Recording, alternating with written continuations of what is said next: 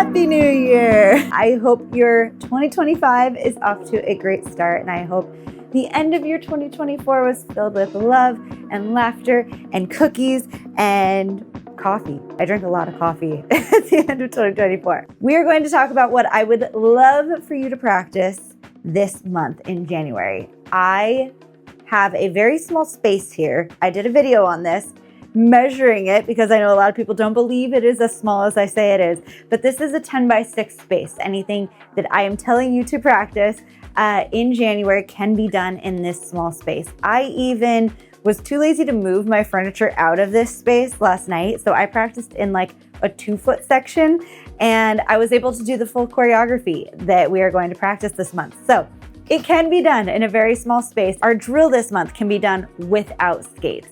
Should probably be done without skates. So I wanted to make sure I said that everything can be done in a very small amount of space. And I know we talk a lot about progress, but this month and this year and this lifetime, I want to be focused a little more on fun than on progress. And the progress will come if we are having fun. So I will give you a few things to focus on. But within the membership on the site, there is a progress bar. On YouTube, I don't have the ability to make that happen, but you can keep track of your own progress on your own. But I want you to go through videos. I want you to play around with videos. You can watch a video within the membership, leave it if you need to practice some other things, come back to it, and then mark it complete when you are finished with it. I want you to have fun. I want you to explore, and I want you to figure out things that you can do, because I know a lot of times we can overthink things and think we're not quite ready for maybe 1-foot turns, when in reality we are, because there are a lot of things that we can do, like practicing off skates, to get to where we want to be. And it all comes in time. So I want us to practice having fun this month. So I'm gonna work backwards actually and start with our choreography, because our choreography this month is very, very fun. We are doing Rock Your Body by Justin Timberlake. There is a lot of heel toe action, so using that small space. The advanced does go into toe stop spins on both feet, but the beginner intermediate is beginner intermediate. It does not have any of that. So I want you to go to the beginner intermediate. If and when you feel ready, go to the advanced. But first thing that I want you to focus on this month is a drill, which is our 10-minute chair stretch. It is taking a chair. I don't have one right here to show you, but it is taking a chair, which we all have a chair in our home. I would assume we all have some sort of chair.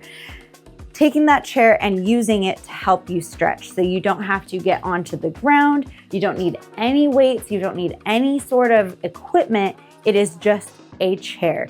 So when we are skating, when we're learning new things, I have this wall right here that I hang on to, that I use to kind of brace myself if I need some assistance. A chair is a great idea, preferably a non-rolling chair. I have made that mistake in the past and it is not a fun one, but a chair that will not roll away from you is ideal. A table, a kitchen counter, an island, anything like that. Remove any sharp objects, but you can really use these things to help you learn. Since it is a new year, I really want to stress using helmets, using wrist guards, using all of this protective gear.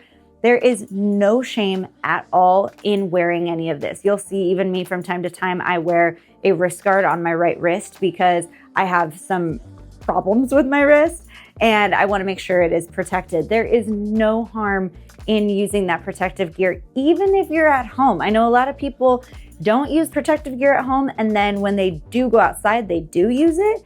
That is obviously a great idea to use it outside, but there is no harm in using it inside as well. That can become a good habit of when you put your skates on, you put on your protective gear. I obviously teach in a way that is really sound technique, and so that you can avoid those injuries. That is my ultimate goal. I want everyone to be able to skate for a very long time, many years without injuring themselves, and it can be done. I'm telling you, it can be done. So that is how I teach, obviously for fun and for exercise, but I really do teach in a way that is teaching you very good technique from the beginning so that we can avoid those years of non-skating. So anyway, pay attention to your drills. There are a lot of drills. This one is completely off skates. So you can do this multiple times in a week. You can do this every day if you want. There are a lot of drills to choose from, a lot of drills that you don't even need skates for. So definitely check that out. And then our skill this month is leading us into a few other skills that we are going to work on throughout the year, but it is the outer forward heel to heel transition.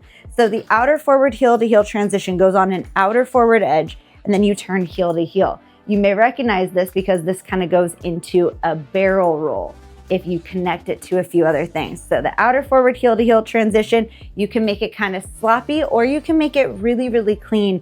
In artistic roller skating, you do a really nice outer forward edge and then you come up in the knee and you go to heel and then you close the book. But there's a lot going on in this, a lot of core strength, a lot of controlling how far your back is twisting or how far you're opening up your arms to keep you safe, to allow you to check, and then knowing how far up you can come in your knee.